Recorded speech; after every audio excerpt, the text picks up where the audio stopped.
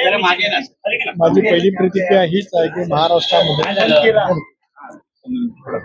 देशाचे पंतप्रधान नरेंद्र मोदी साहेब, देशाचे नेते, इंडियाचे आधारस्तंभ अमित शाह यांच्या नेतृत्वाखाली, मार्गदर्शनाखाली लोकप्रिय मुख्यमंत्री देवेंद्रजी फडणवीस, लोकप्रिय मुख्यमंत्री एकनाथराव शिंदे, आमच्या नेत्या राष्ट्रीय अध्यक्ष मुख्यमंत्री सुनेत्राबाई पवार यांच्या नेतृत्वाखाली महायुतीने एक अभूतपूर्व असं यश कोकण स्थानिक स्वराज्य संस्थांच्या निवडणुकीमध्ये अनेक त्या ठिकाणी बिनविरोध निर्वाचित झाल्याचं आहे. त्याबद्दल या सर्व नेत्यांचे ऋण आणि आभार या निमित्ताने व्यक्त करतो. पक्षाच्या वतीने प्रदेश अध्यक्ष म्हणून, अनिकेतचे वडील म्हणून, अनिकेतचा हा दैदिप्यमान बिनविरोध निवडीचा विजय आम्हा सर्वांचे लाडके नेते, राज्याचे लोकप्रिय मुख्यमंत्री, राष्ट्रीय अध्यक्ष अजितदादांना मी समर्पित करतो. दादा असते तर त्यांना कमालीचा विलक्षण आनंद झालाच असता, पण आज आम्ही जे काही यश मिळवू शकलो आहोत दादांची पुण्याई आहे, सगळी स्वतः त्या निमित्ताने मानतोय. त्याचबरोबर ती देवेंद्रजींचे, भारतीय जनता पक्षाचे अध्यक्ष चव्हाण साहेबांचे सुद्धा मी अंतःकरणापासून या ठिकाणी आभार मानतो. शिंदे साहेबांचे आभार मानण्यासाठी माझ्या शब्द भंडारामध्ये हा शब्द त्या ठिकाणी कमी आहे.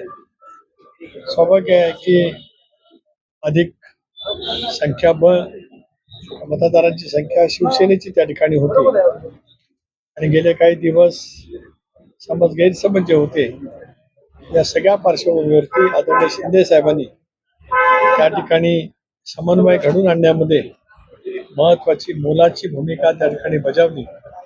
त्याबद्दल शिंदे साहेबांचे सुद्धा मी मनापासून आभार मानतो. आमदार उदय सामंत, आमदार भरतशेठ गोगावले, आमदार नितेश राणे, त्याचबरोबर ती संबंध महायुतीचे आमदार म्हणजे सावंतवाडीचे दीपकभाई केसरकर, निलेशजी राणे, नितेश राणेंचं नाव घेतलंच, खासदार राणे साहेबांचं घेतलंच. त्याचबरोबर ती राजापूरचे आमदार किरण सामंत, रत्नागिरीचं मी नाव घेतलं ते उदयजी सामंत, चिपळूणचे आमदार शेखरजी निकम जे राष्ट्रवादी काँग्रेस पक्षाचे माझे प्रमुख सहकारी आहेत, दापोलीचे आमदार राज्यमंत्री योगेशजी कदम, महाडचे आमदार भरतशेठ गोगावले, श्रीवर्धनचे आमदार आदित्य आहेस, पेणचे आमदार रविशेठ पाटील, अलिबागचे आमदार महेंद्र दळवी, पनवेलचे आमदार तुषार ठाकूर, उरणचे आमदार महेश बालदी, कर्जत खालापूरचे आमदार महेंद्र थोरवे, या सर्वांचंच मी मनापासून त्या ठिकाणी आभार मानतो. मतदारांचे आभार आहेतच. जिल्हा परिषदेचे सदस्य, जिल्हाचे अध्यक्ष, पंचायत समितीचे सभापती, तिन्ही पक्षाचे, पनवेलचे महापौर, महापालिकेचे सर्व नगरसेवक, कोकणातल्या सर्व नगरपालिकेचे नगराध्यक्ष, त्याचबरोबर सर्व नगरसेवक, नगरसेविका भगिनी, पंचायत समितीचे सभापती, या सर्वांचेच मी आज या निमित्ताने मनापासून आभार मानू इच्छितोय. राजकारणामध्ये वावरत असतानाच शेवटी संयम, समन्वय आणि परस्परांच्या बद्दलचा असलेला आदर हे योग्य पद्धतीने राखला तर त्याच्यातून एक पाठबळ पूर्णपणाचं त्या ठिकाणी मिळू शकतं. कमालीच्या या संबंध निवडणुकीमध्ये चांगलं यश त्या ठिकाणी मिळालं. मला विश्वास आहे की आज दुपारी 3 वाजेपर्यंत राज्यभरातल्या अनेक ठिकाणी महायुतीचे उमेदवार बिनविरोध निवडून आल्याचं आपल्याला त्या ठिकाणी पाहायला ठाकरेंच्या शिवसेनेतून संजय राऊतांनी ट्विट सुद्धा केले. नितेश राणे यांनी जी भूमिका घेतली, 50 कोटी रुपये घेतले. रोहित पवारांनी की राष्ट्रवादी पक्षाला पुण्यात उमेदवारी देण्यासाठी 50 कोटी रुपये घेतले. एक असं आहे की त्यांनी काय आरोप करावा तो त्यांच्याजवळ लक्षात व्हावा. त्यांच्या पक्षाचे उमेदवार आणि पक्षाने त्या ठिकाणी ठरवलेले आहे. आपल्याला या सगळ्या परिस्थितीमध्ये किती उमेदवार करायला मिळाले त्याचा पहिला दुर्बिणीने शोध त्यांनी घ्यावा, मग आमच्या पक्षाच्या बद्दल बोलावं. आपलं आहे ते बघा ना, दुसऱ्याचं कशाला वाकून बघत बसता. आपण आपल्यापुरती काम करा. पार्थ पवारांनी त्या पद्धतीने विक्रम काकडे यांना कर्ज दिलंय 10 कोटीचं आणि त्याचमुळे कुठेतरी ही उमेदवारी दिली अशा पद्धतीचं महत्वपूर्ण बैठक मुंबईच्या स्तरावर आपण घेतलेली आहे. कशाबद्दलची बैठक होती, काय ठरलं? राष्ट्रवादी काँग्रेस पक्षाचा वर्धापन दिन हा 10 जून रोजी असल्यामुळे हा वर्धापन दिन राष्ट्रीय अध्यक्षांच्या अनुमतीने आणि पक्षाच्या सर्व वरिष्ठ नेत्यांच्या सहमतीतून मुंबईला शणमखान हॉलमध्ये घेण्याचा निश्चित त्या ठिकाणी करण्यात आलेला आहे. त्यासाठीच मुंबईचे कार्याध्यक्ष, मुंबईचे सर्व जिल्ह्याचे अध्यक्ष, ज्येष्ठ सहकारी नवाब मलिक, आमदार सना मलिक, ठाण्यातील माझे सगळे सहकारी प्रमोद इंदुराव, मुल्ला आणि MMR रिजनतील जिल्ह्याचे अध्यक्ष अशी एक आम्ही बैठक त्या ठिकाणी घेतली आणि 10 तारखेच्या कार्यक्रमाचं नियोजन करण्यासाठीच ती बैठक त्या ठिकाणी होती. 10 तारखेला दुपारी 2 वाजता कार्यकर्ते संपूर्ण राज्यातून चांद्यापासून बांद्यापर्यंत मुंबईला शणमखान हॉलमध्ये जमतील. 3 वाजता प्रत्यक्षातपणाने तो कार्यक्रम त्या ठिकाणी सुरू होईल. हा वर्धापन दिन हा पक्षाला त्यावेळेला 99 साली स्थापना झाली, म्हटलं तर 28वा वर्धापन दिन आहे. 27वा अशा वेळेला गेल्या अनेक वर्षामध्ये पक्षाच्या जडणघडणीमध्ये पक्षाचा देशभरात राज्यभरामध्ये विस्तार होण्यासाठी आदरणीय दादांचं योगदान प्रचंड प्रमाणावर लाभलेलं आहे. त्याच्यामुळे दादांना समर्पित अशा पैचा वर्धापन दिन साजरा करण्याचं नियोजन पक्षाचे सर्वच प्रमुख सहकारी त्या ठिकाणी करतायत. त्याच्यासाठीच आयोजनाची ती बैठक त्या ठिकाणी होती.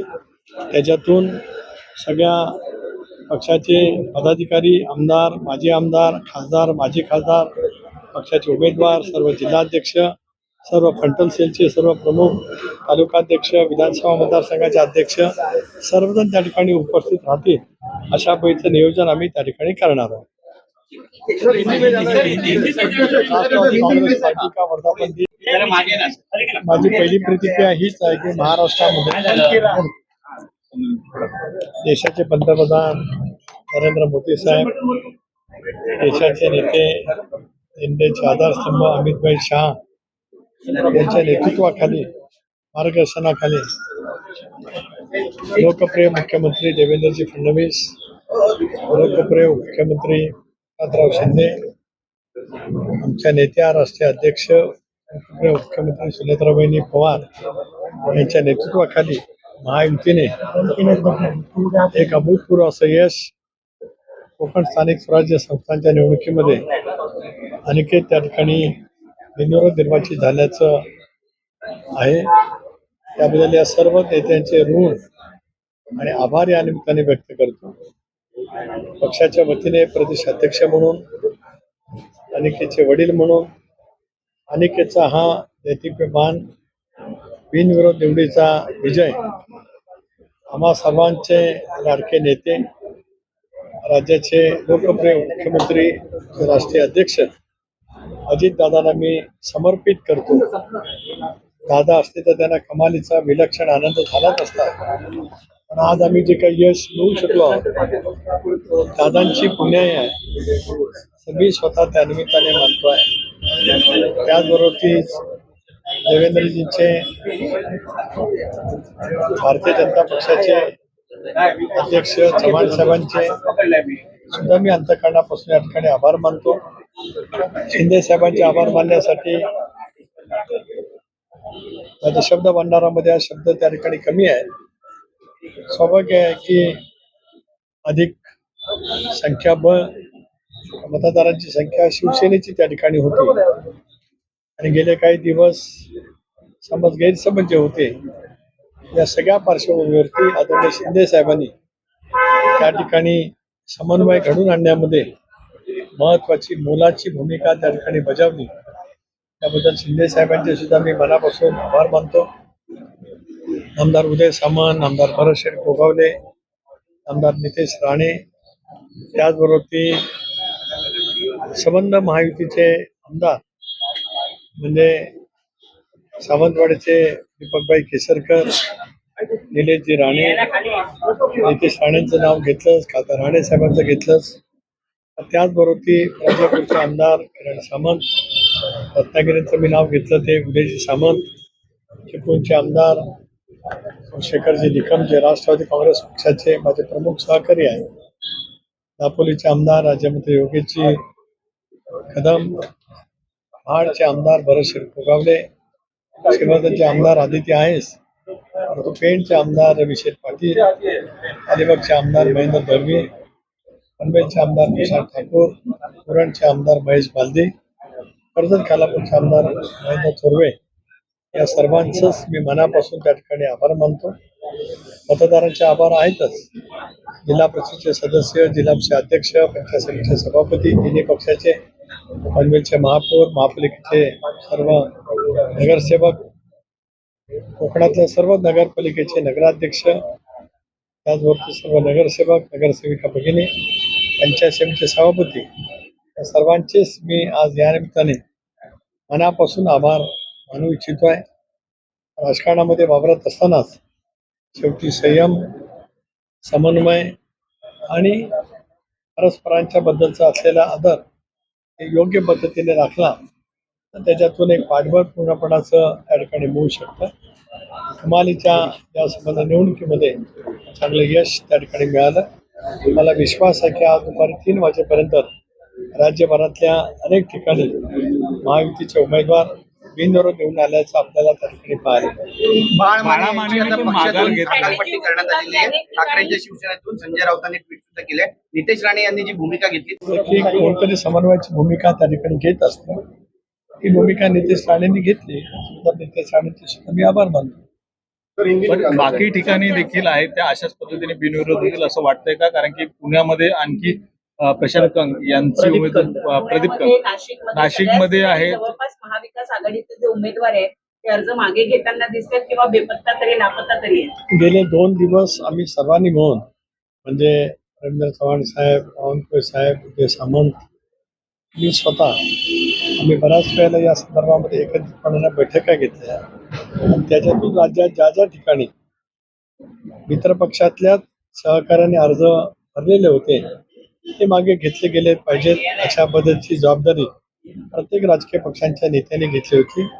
त्याप्रमाणे नाशिक येथील आमचे 2 अर्ज होते, गोरक्ष बुडके आणि विष्णुपंत बैजुणे, या दोघांनी अर्ज मागे घेतल्याचं दादा भुसेंच्या जवळ माझा संपर्क झाला. परभणीमध्ये जामकर यांनी अर्ज भरला होता, उदय सामंत साहेब त्या ठिकाणी होते, तिथला अर्ज त्या ठिकाणी मागे घेण्यात आला. जळगावमध्ये आमचे एक सहकारी शेख म्हणून होते, त्यांचा अर्ज अनिल भाईदास पाटील यांना सांगून मागे घेण्याची प्रक्रिया होती. नांदेडमध्ये प्रतापराव पाटील चिखलीकर यांच्या चिरंजीवाचा अर्ज होता, तोही अर्ज त्या ठिकाणी मागे घेतला गेला असेलच. यवतमाळमध्ये आमच्या पुसदच्या नगरपालिकेच्या नगराध्यक्षांचा अर्ज होता. मी इंद्रनील नाईक, त्याच्याबरोबर ती संजयजी राठोड यांच्याही संपर्कात होतो, त्यामुळे तिथलाही अर्ज निश्चितपणाने मागे घेतला गेला असेल. त्यामुळे 3 वाजेच्या प्रक्रियेपर्यंत हे सगळे अर्ज महायुतीतील उमेदवारांनी ज्यांनी अर्ज भरलेले होते ते सर्व अर्ज त्या पक्षाच्या नेतृत्वाने जे त्यांना आदेश दिले होते त्याप्रमाणे ते मागे घेतले जाणार आहेत. आता महाविकास आघाडी किती ठिकाणी लढत होती, काय होती ते आपण पाहिलं. त्याच्यामध्ये जे काही चित्र आपल्याला पाहायला मिळालं तर सर्वच ठिकाणी काय महाविकास आघाडीचे उमेदवार मिळू शकले नव्हते आणि सर्वच मतदारसंघामध्ये महायुतीची मतदारांची संख्या आणि महाविकास आघाडीच्या मतदारांची संख्या याच्यात कमालीची तफावत त्या ठिकाणी असल्यामुळे एकतर्फी निवडणुका होत्या. अशा वेळेला काहींनी जर काही समंजसपणाचा विचार करत आपली माघार घेतली असेल तर ते लोकशाहीच्या दृष्टिकोनातून योग्य आहे असं आपण मानावं. घोडेबाजार झाला असं म्हणायचं का?